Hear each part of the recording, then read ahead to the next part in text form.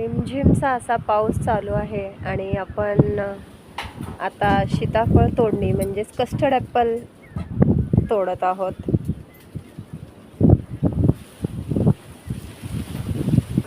जे पण पिकलेले आहेत म्हणजेच ज्यांना पाड आलेला आहे असे सीताफळ आपण तोडून घेणार आहोत. आता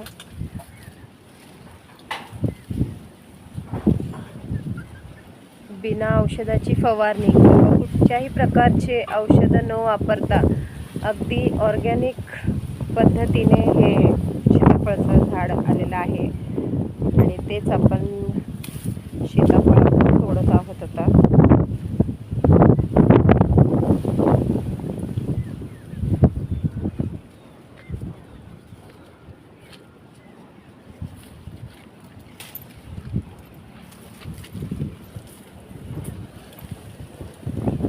हे जे काही दिसत आहे आपल्याला असेच सीताफळ तोडायचे आहेत, कारण हे पिकलेलं आहे असं समजायचं असतं.